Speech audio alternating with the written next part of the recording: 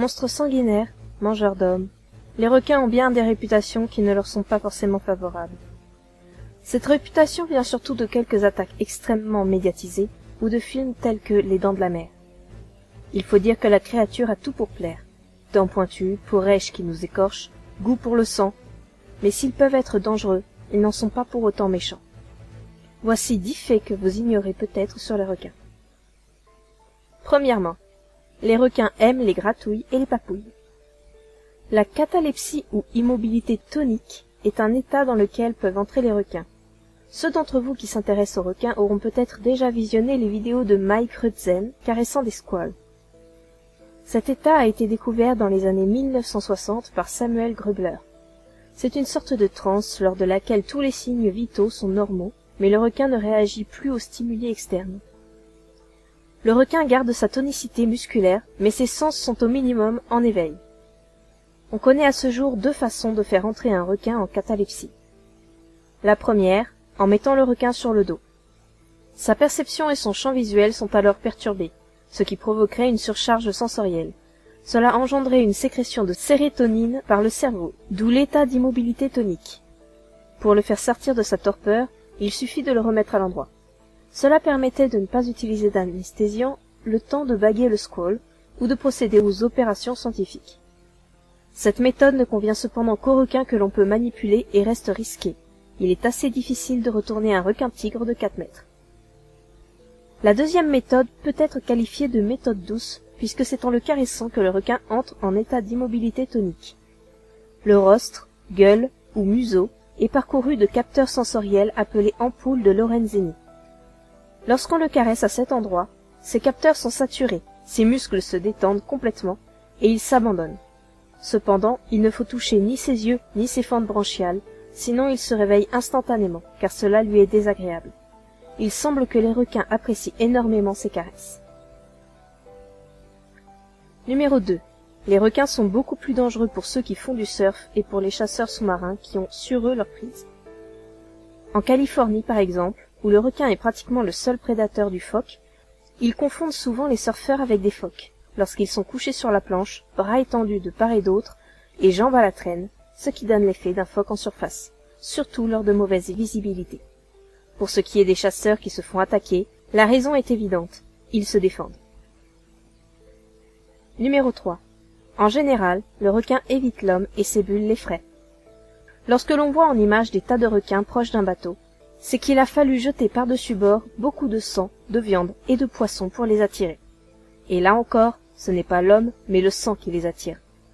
Lorsque l'on se retrouve à 10 sous l'eau, les requins passent leur chemin, sans compter que les requins détestent la chair humaine. Numéro 4. L'homme est beaucoup plus dangereux que les requins, pour l'homme et pour les requins. Il n'y a qu'à voir le nombre de crimes de toutes sortes, agressions, meurtres, viols, etc., commis par l'homme. De plus, beaucoup de requins sont en voie de disparition à cause des tueries de l'homme. Un peu comme la chasse au loup qui a finalement eu raison de ces bêtes en Europe et aux États-Unis. Les requins ne seraient responsables que d'environ 10 morts par an maximum. À l'inverse, la méduse et l'hippopotame font au moins 100 morts par an. Le crocodile, 200 morts. Le lion, 300 morts. L'éléphant, 600 morts. Le scorpion, 5000 morts. Les serpents, 100 000 morts. Et il est inutile de compter le nombre de morts provoquées par l'homme. Finalement, lorsqu'on regarde ces chiffres, les choses deviennent plus claires.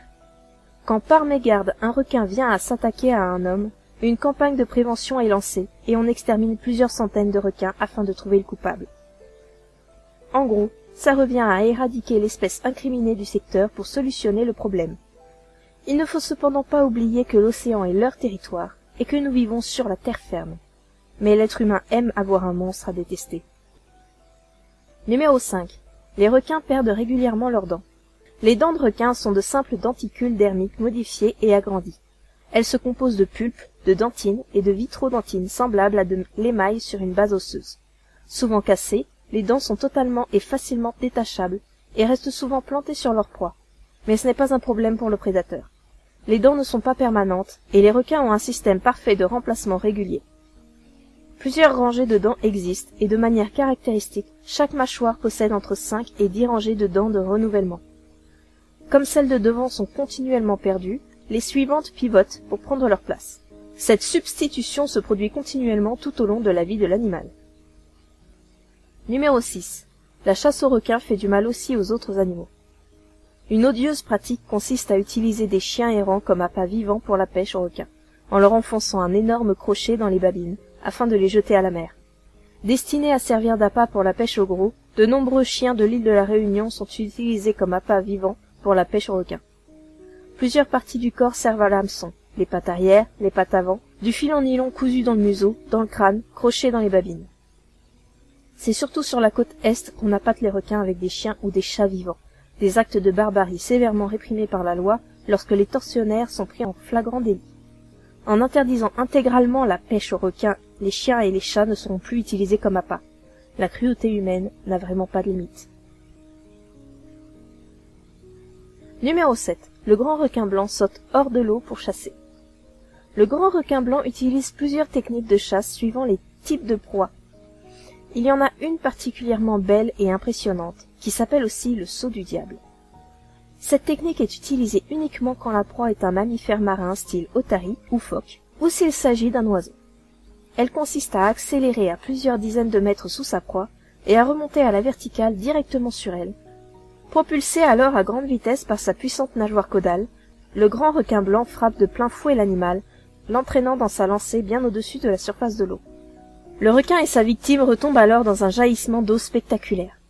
Dans la majeure partie des cas, le requin relâche sa proie en l'air, mais ce n'est que de courte durée, car une fois retourné dans l'eau, le requin mange sa victime à moitié assommée en quelques bouchées. Numéro 8. La plupart des requins ont les yeux bleus. On aurait tendance à les imaginer d'un noir profond, comme des yeux de tueurs sanguinaires. Mais non. Les grands requins blancs, en particulier, ont de magnifiques yeux azur. Numéro 9. Certains cas de parthénogenèse auraient été observés. Le parthénogenèse signifie qu'une femelle requin aurait réussi à féconder seule ses propres œufs, sans l'aide d'un mâle. De quoi faire flipper pas mal de bonhommes requins. Numéro 10. Les dauphins sont bien plus pervers et sournois que les requins. Contrairement aux requins qui le fait pour se nourrir ou se défendre, les dauphins n'ont besoin que d'une seule raison pour tuer. Parce que c'est marrant. Les dauphins sont en effet bien connus pour battre des marsouins à mort pour passer le temps. Il est courant qu'ils passent également de longs moments à jouer avec les cadavres de leurs victimes. Mais il leur arrive également de tuer leurs semblables. Après tout, pourquoi s'arrêter aux voisins quand on peut aussi massacrer sa propre famille et ses amis? Et comme si tuer leurs semblables ne leur suffisait pas, sachez que les dauphins pratiquent également le viol collectif. Là où ça commence à nous concerner un peu, c'est quand les attaques ciblent les humains. Attention, cette révélation va sûrement briser des vies sur son passage, mais il faut que le monde soit au courant. Il est tout à fait possible de vous faire agresser sexuellement par un dauphin. Je ne vous apprendrai rien en vous disant qu'un dauphin est remarquablement plus puissant qu'un humain et que sous l'eau on est légèrement en désavantage. Du coup, si Flipper décide de vous utiliser comme sextoy, son enthousiasme pourrait bien vous être fatal. Il pourrait vous maintenir sous l'eau trop longtemps, ou pire, vous entraîner au fond, scellant ainsi votre destin à jamais. Alors, la prochaine fois que vous rendez visite à votre petite cousine, rendez-lui service. Arrachez tous les posters de dauphins qui couvrent les murs de sa chambre, jetez son collier préféré, brûlez son cahier de texte et son journal intime et embrochez sa peluche Flipper. C'est pour son bien. Vu comme ça, ils ne sont pas si horribles les requins. Il y aurait bien d'autres choses à dire sur ces magnifiques animaux trop souvent incompris. Je vous invite donc à faire des recherches internet, à regarder des documentaires, lire des revues qui leur sont destinées. Malheureusement, ils sont trop souvent chassés et tués, et la plupart des espèces de requins sont en voie de disparition. J'espère que ce top vous aura plu, n'hésitez pas à mettre un pouce vers le haut si vous avez aimé, et à vous abonner à ma chaîne. Sur ce, je vous dis à bientôt.